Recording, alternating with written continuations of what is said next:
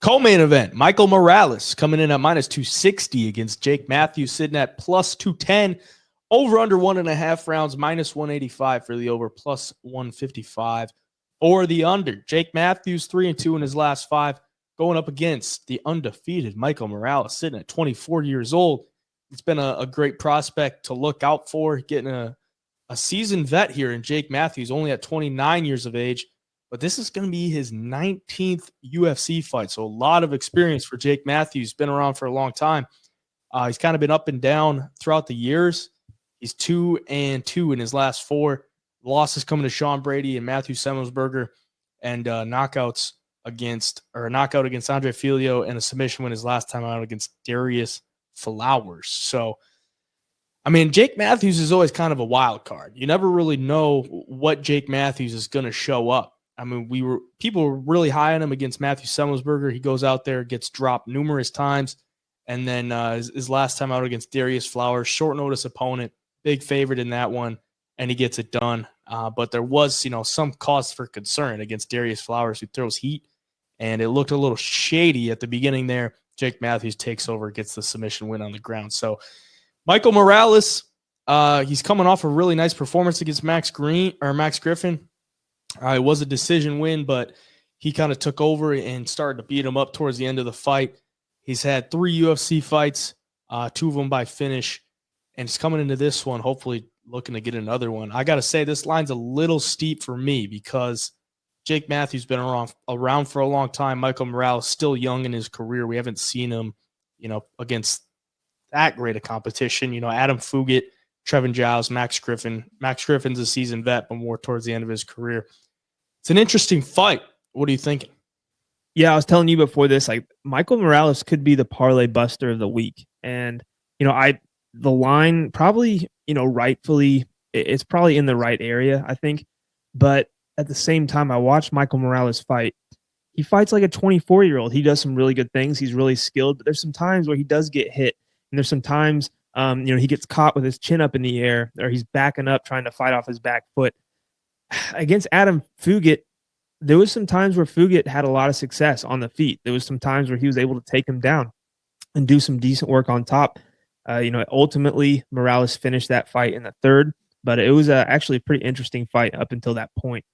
With Jake Matthews, you said it perfectly. The dude's a wild card. Like, he could come out there and lose to, let's say, Matthew Semmelsberger, and then come out here and just, absolutely flatline a dude in his next fight. You never really know what you're getting with him, but I do think he's well-rounded enough to hang into this fight throughout the first few rounds at least, see who gets tired first.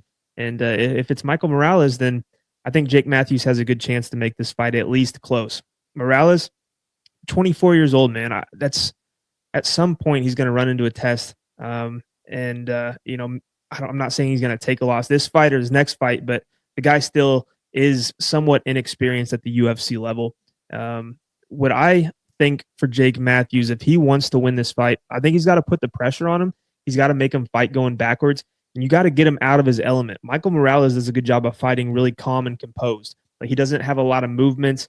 He's a good counter puncher. He's quick and he hits hard, but he's not really overly aggressive at any point. I think if Jake Matthews gets in his face, tries to rip the body and put the pressure on him, back him up to the fence, I think you try to get Michael Morales out of his game plan. You try to get him swinging a little more wild, and hopefully he gets tired, and that's how you get your win there. But at the same time, Jake Matthews has been dropped quite a few times, and if Michael Morales connects at any point, he could put him out as well. So for my pick, I'm going to take Morales. From a betting standpoint, though, I'll be keeping an eye on Jake Matthews. I'll look like an absolute idiot if he goes out there and gets knocked out in the first round, but there's a world I think Jake Matthews makes this one close.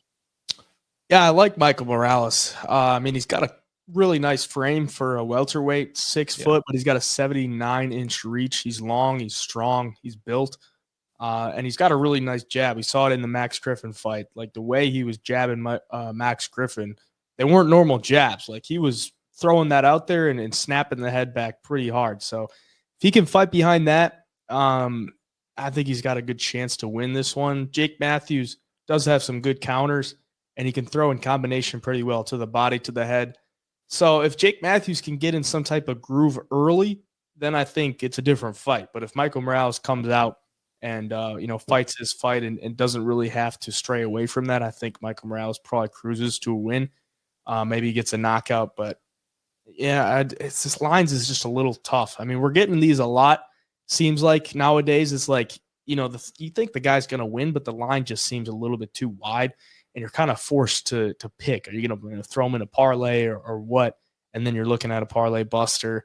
But yeah, Morales will be the pick for me. Don't love the line though.